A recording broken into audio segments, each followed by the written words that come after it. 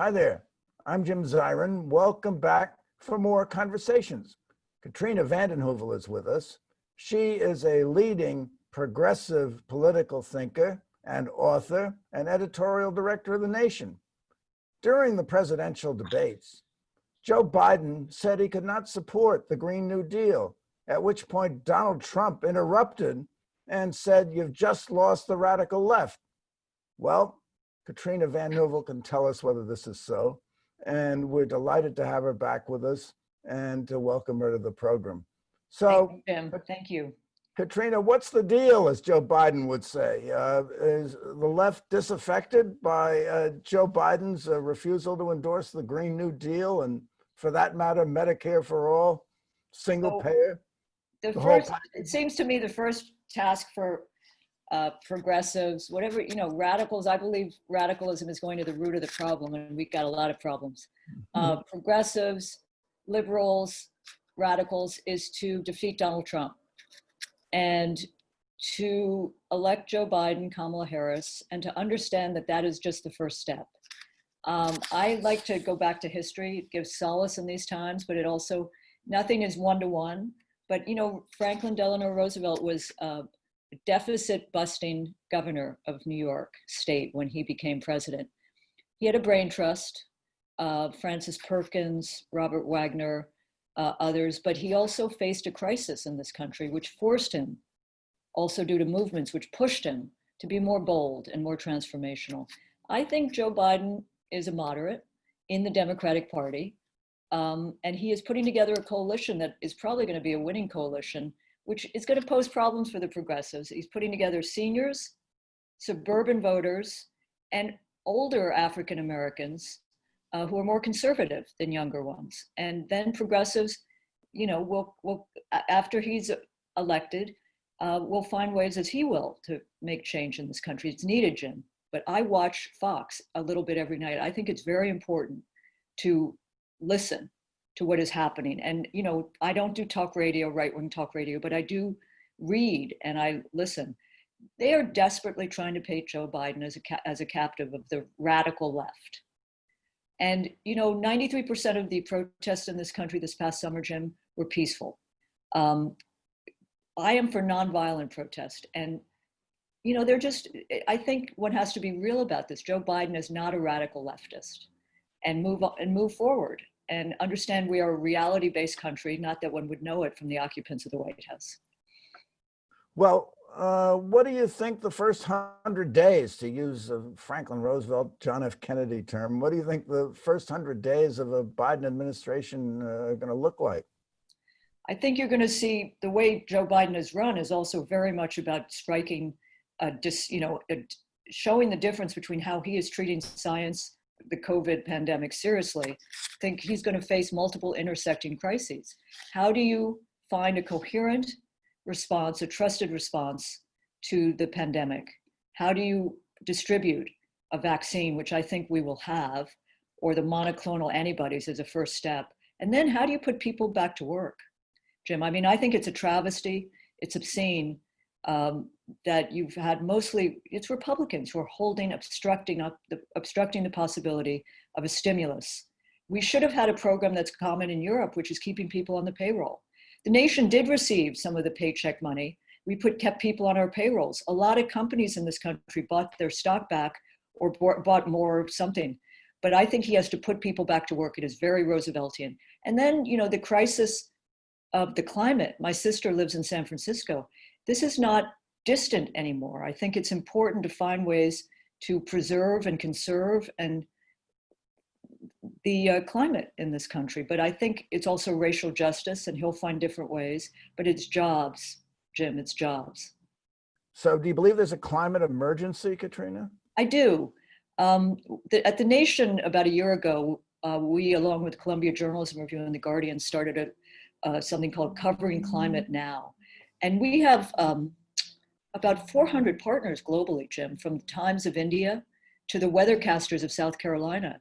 And I think it's that span that now understands we have a climate emergency. I also think you can handle, and that's why the Green New Deal, I don't fully understand why Joe Biden's walking away from that, because it's very much, how do you put people to work to tackle the climate crisis. So many people, I'll stop, believe that you do climate, you lose jobs. And I can't sit in New York City and fault miners in West Virginia who don't trust government because it hasn't come through for them. They want their jobs, or defense workers. We need to find a way to address that while we do renewables and all the different possibilities of a revived country that is healthy and more of the 21st century, as are many countries around the world. Well, the argument is that the Green New Deal will create many, many jobs for Americans. Yes, that's why I think it's a very healthy step, because I do think in the minds of many, when you talk about the climate, you often talk about, losing jobs, which is false. And in fact, in Pennsylvania, again, both Kamala Harris and Joe Biden have walked away from fracking. It's not that high up on the scale of jobs in Pennsylvania. But well, Biden said he's for some fracking, but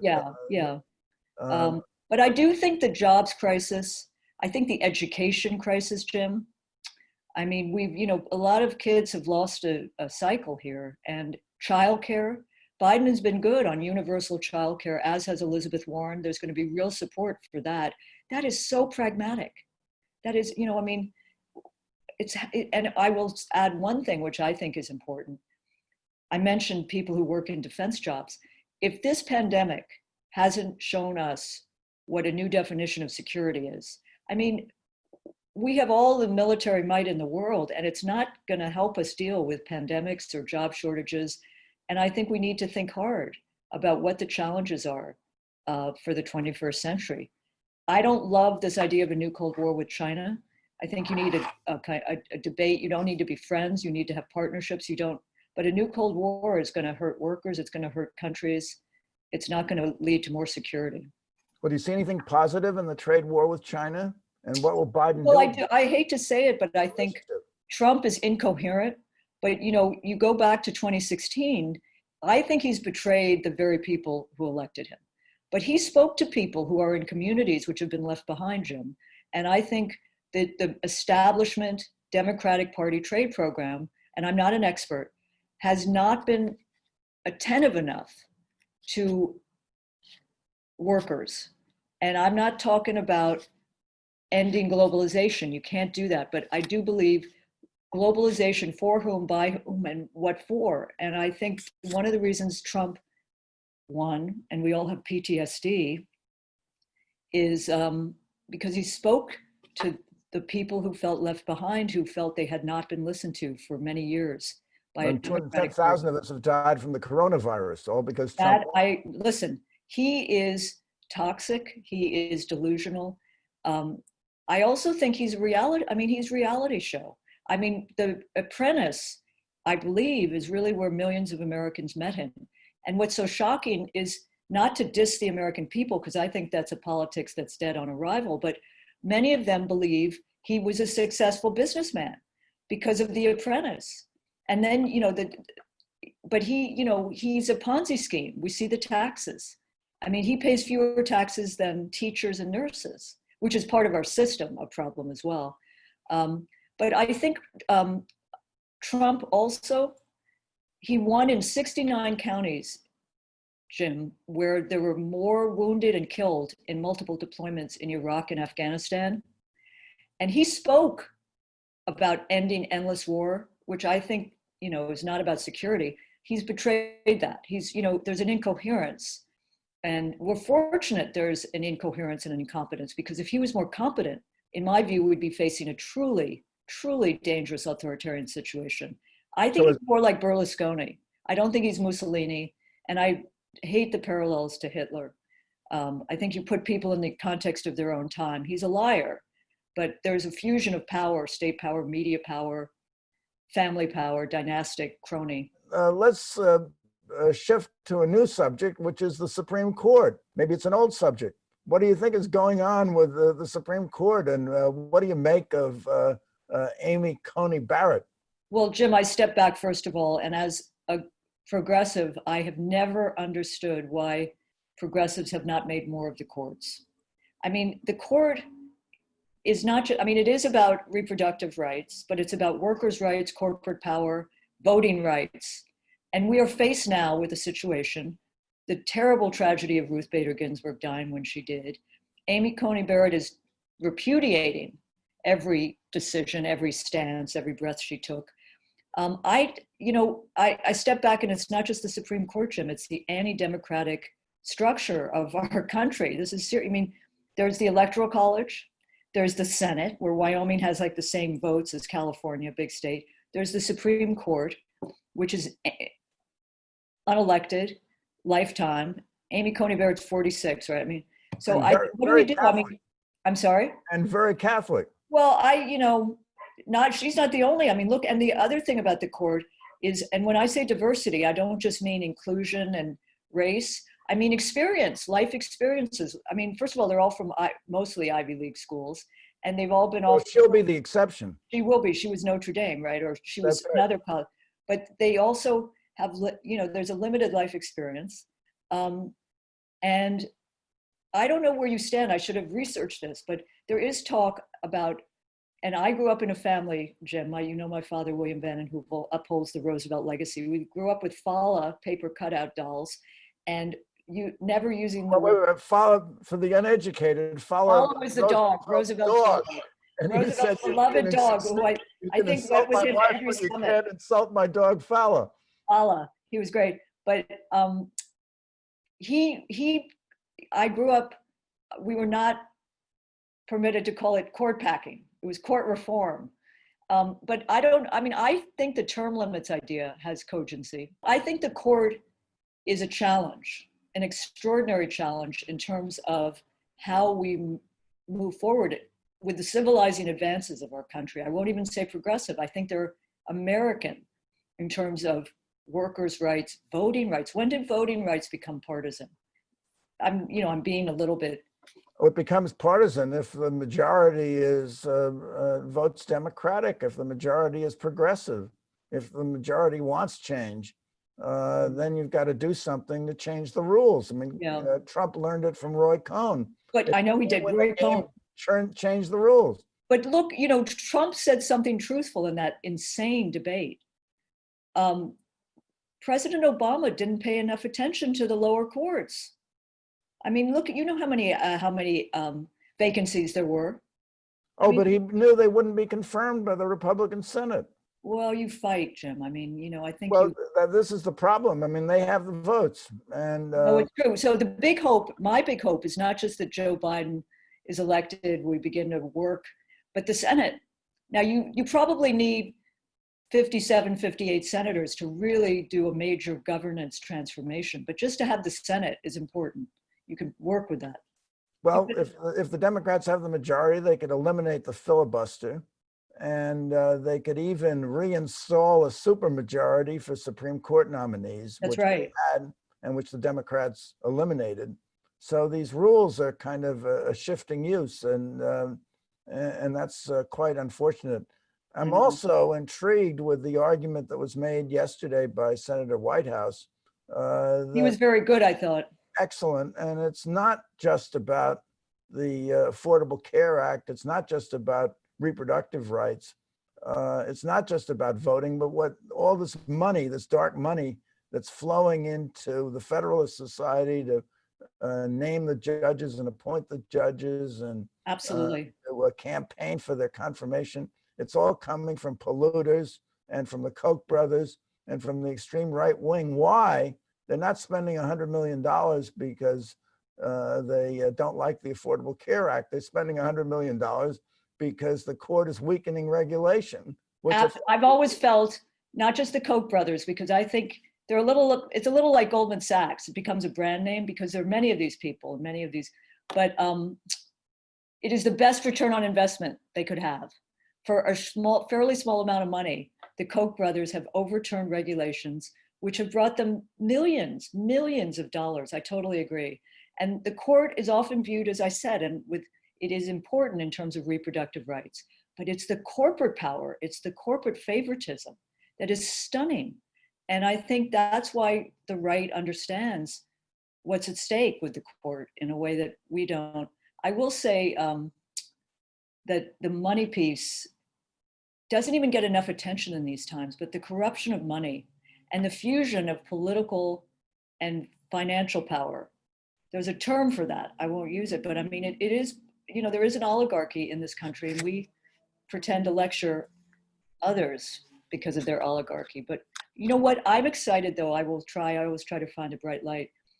My father ran for district attorney of New York against Frank Hogan in 1973. It was not, but the power of DAs and the progressive DAs that are winning around this country will make a big difference in criminal justice. And I mean, I think protest, okay, but to have people elected like Larry Krasner in Philadelphia, these are people who are, more fair-minded and understand. Okay, let's talk about our democracy. Your friend Anne Applebaum wrote a book called The Twilight of Democracy, in which she argues that democracy is imperiled around the world, not only in Poland and Hungary, the Philippines, but in the United States. Do you agree? Do you think? Well, I don't agree with Anne Applebaum on much, but I certainly agree. Conservative, but she's anti-Trump. No, she and my husband tussled. They had a debate in Canada, which didn't end well, but that's a different story on Russia. But in terms of our democracy, I was on a phone call today with one of the best voting rights correspondents in America, Ari Berman. He was at The Nation for many years. His next book, as is Chris Hayes, who I hired at 28 to be the Washington editor, is about the undemocratic nature of this country, the frayed, fragile democracy we live with. We were talking about the institutions. And it's not just institutions, it's the ability of these strong men like Trump to just run roughshod over norms, over rules, over what is good about this country. The media, there are a lot of issues with the media, which is important to have a public interest accountability media, and that too is flailing. But I think the undemocratic underpinnings of this country have become more real to millions of people. Think, Jim, about the thousands who waited online in Georgia. That it shouldn't be. And think that the UN has sent their international observers monitoring our elections, as we used to do so often, like the Carter Center. But I still go back, and I guess I'm showing my age. Let us not have a repeat of Bush v. Gore. I mean, you had the president's brother was the governor of the state. The campaign manager was the secretary of state. Remember Catherine Harris? And the court, basically, it was a coup, cutting off the voting. So we need to mobilize. And I think the Brooks Brothers riot, if people remember, the Republican operatives in the streets of Miami, Dade, Miami, there were left progressives who were demobilized because the Democratic Party didn't want to protest. So I think we can be a democratic country again, but it's going to take a lot of work. And Jim, you know this. It's not just saying getting Trump out of there, if possible. Trumpism and the authoritarian, nativist, supremacist trends have always been strong in this country, but have been given a green light by the occupant of the White House. So that will end, but it will continue. All right. Now, if you talk to people, even some moderate Republicans, they say, well, look at the stock market. Trump's strength is really the economy. He can handle the economy much better than Joe Biden. And now, what is there to that argument? Can the Democrats turn that to their advantage? I know you've written on this subject. Yeah, no, I mean, I think, what Trump walked into was 3 years of Obama's job results. The cyclical nature of that is always tricky. Trump claimed it very quickly, obviously. I think the stock market, millions of Americans are invested in the stock market, Jim, but the numbers are tiny with IRAs and other. It's really the big players. And I don't think the stock market fully reflects our country. I do think the Fed is very worried. I mean, it's just infused so much. But the fundamental economic health of our country, I don't think is very strong. And I think when you look at Trump's record as a business person, come on, I mean, look at those tax returns. Look at what he's a master con. And to be fair, a lot of people play games with our tax system, not just Trump, but he hasn't been a good businessman. I come back to The Apprentice, which led people to think he was, but he's leveraged to the nth degree, debt, scamming, threatening his father. I mean, anyway, so I think that Republicans get unfair shake often in terms of they know how to better handle the economy, because I do think Democrats, progressives, make a mistake in not align, for example, with small business and coming off as anti-business. I think that's a mistake. I think business should be part of a community, but business has obligations too. Well, here's the deal. In the last 3 years of the Obama administration, more jobs were created than in the first 3 years of the Trump administration. No. But does Obama get credit? He's off the scene. Trump is hogging the limelight. And, he's a fantasist. And he's, fast talker. He may have 100 words in his vocabulary, but he uses them. And yes, he does use them, and 100 epithets as well. Now, what about his handling of the COVID crisis? Are you critical of him there? I mean, there's no national plan to this day. Well, wait a minute. There are 200,000 plus people dead. My close friend was on a ventilator for 69 days. When she heard Trump the other day say it was great he had it, she felt better. I mean, she wept and she screamed and she shouted. I mean, this was obscene how it's been handled. And then you have the politics of the mask. Again, I come back to history. It's interesting because you remember this, but seatbelts were contested. I mean, it took a while to introduce them into people's lives. And a lot of people in similar libertarian areas of this country don't let seatbelts in my car or my home. So there's always, but the mask, how it's become so politicized when in fact it is of medical help. But Trump has handled it so abysmally. I just worry that the country is polarized over the mask, et cetera, and that people understand that how we could have done this better and vote Trump out for that. I think there is a kind of inbred freedom, my freedom in this country, which he's played on masterfully, the anti-government libertarian sentiment. But it's abysmal. And I think that if Biden becomes president, there's the ability for more effective distribution of a vaccine, more trust.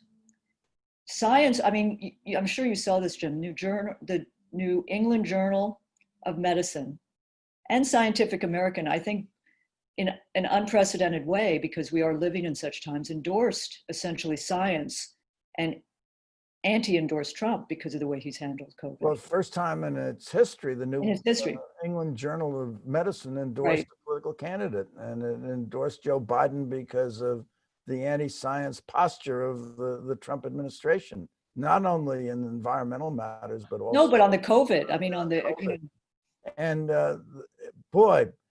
COVID in the White House, which became a hotspot, it's really at all the earmarks of Poe's Mask of the Red Death, didn't it? Really, I mean, that garden scene where afterwards they had red circles around those who were hotspots. I mean, it was a day of reckoning, though. I mean, that day they all looked like they were infallible. They're not, and I think that's a lesson too. But I think Trump has, I think he's losing politically, as I said, with a cohort which is very sensitive to the COVID, the seniors. So, it's resonant that here you have a president who's so callous and so clueless and toxic. And this is a time of fear and time where you do need some healing. Put aside the politics, but just calmness. Well, your reference to infallibility reminded me of the maxim of Supreme Court Justice Robert Jackson, who said, we're not final because we're infallible because we're final. That's, I'm afraid, what we're looking at. But anyway, Katrina vanden Heuvel, I have a question for you. Yes. And the question is, has Joe Biden lost the left? No, I mean, the left is not his to lose. The left has a life, progressives have a life and a struggle and a solidarity and a purpose that is beyond Joe Biden. And I don't think you go into it open-eyed, but with your principles, and you be pragmatic, you fight where you can. I'm of a belief that there are no lost causes, only causes waiting to be won. And with that spirit, I was editor of The Nation, I'm now editorial director for 25 years. I mean, so there was, as I told you, the first line of The Nation in 1865 was, "The week was singularly barren of exciting events." I have not had such a week. But I think it's going to, listen, Trump. Well, Harold Wilson said, and you gave me the quote, a week is a long time in politics. Now, I mean, it's not even 24/7, it's 30. But I would say that if Trump is second term, there's no possibility except to go local and state. If Biden is elected, there are real possibilities of governance. If you have the Senate, the House has put through some important legislation, but it stopped on McConnell's desk or wherever he hangs out in Kentucky. Well, in either event, you're going to keep writing and keep thinking. And thank you for coming. Thank you. And thank you for coming by. Tune in next week for more conversations. I'm Jim Zirin. Take care, be safe, and all the best.